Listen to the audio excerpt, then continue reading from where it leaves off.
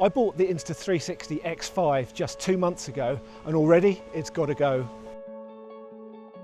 This video isn't a review, it's not even a rant, it's just a straight up breakdown as to why the X5 didn't work for me and whether the new Osmo 360 can solve those problems. Today we're shooting on location at these old church ruins at Eastwell in Kent. Because as a solo YouTube content creator, there are 3 things that I needed the X5 to be able to do, and it failed on all 3 counts.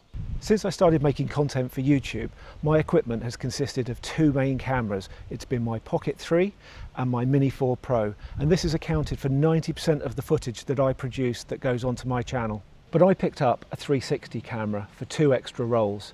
Firstly, to serve as behind the scenes footage, and secondly, to act as a backup for this, my main camera, should it break.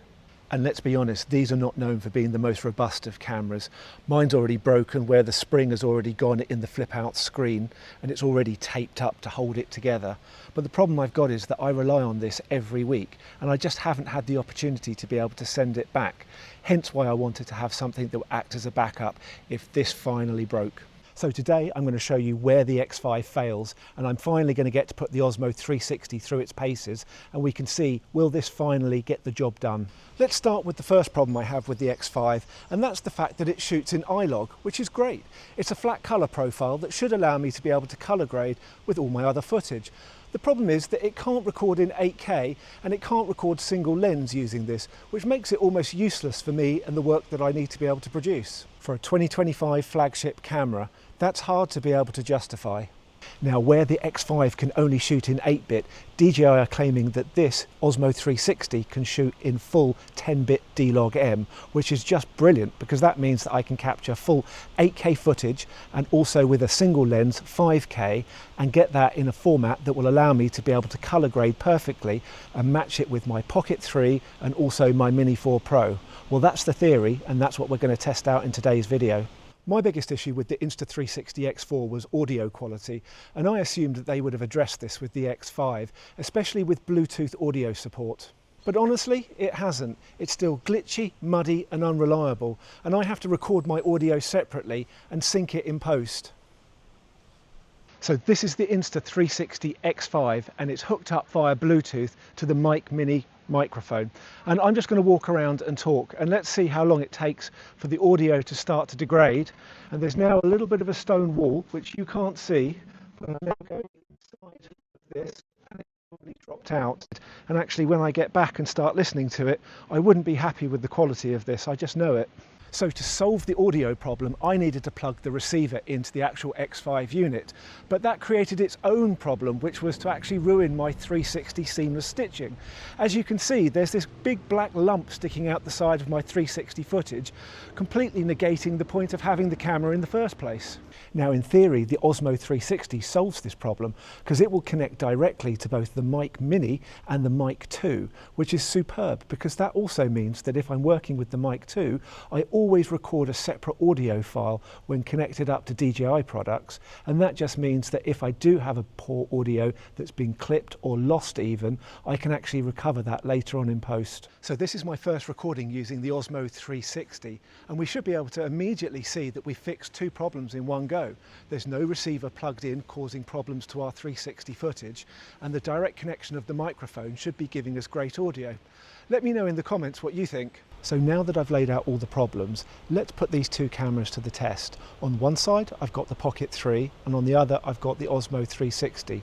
And the question I want to answer today is, should my Pocket 3 die, can I suitably rely upon the Osmo 360 to step in and save the day? So with both cameras filming now, let's see what happens when we switch between the Pocket 3 and the Osmo 360. We can immediately see that the Osmo 360 has got a much wider field of view, and if we switch back to the Pocket 3 we're probably able to see a little bit more of a shallow depth of field where it's able to separate me from the background. If we switch back to the Osmo 360 that's probably not quite so evident, but we do have one added benefit, that we're shooting in 5K on this Osmo 360, which means that we can crop in. Let's do that now. And let's now compare and contrast that back to the actual Pocket 3. And I can see that I should be able to get quite close to being able to get an equivalent field of view. Next, let's look at tracking shots, and this is something that the Pocket 3 is really good at. because it's got that gimbal, watch what happens as I walk around. It's able to see me as a subject, and it's able to keep me in focus and keep tracking me the whole time. So as I'm looking to you talking, the camera is continuing to follow me around. And this is a really powerful feature to allow your videos to be a little bit more dynamic and interesting. But let's see how we can do this using the Osmo 360. So watch what happens as I walk around. I can continue to walk around and talk to you, and I know that no matter where I am in this complete 360 field of view, this is going to be able to track me and allow me to be able to talk to camera. And this is actually one step further than the actual Pocket 3, because that can only do 180 degrees field of view. So this does actually have a benefit. The only downside is when I get home, I've got to edit this footage to be able to show you. Now, I wanted to show you one of the main differences between these two types of cameras. And it's not a criticism, it's just they're designed to do different jobs. When we use the Pocket 3 in the Mimo app, we can actually move the gimbal and recompose the composition really easily before we go ahead and press record. Let's see the problems that we face when we use the Osmo 360. So I'm back in the Mimo app, but this time connected to the Osmo 360. And as you can see, there's no way of being able to reframe my composition because it's just a fixed lens out the front. So if I want to change up this composition, I've physically got to get down off of my perch.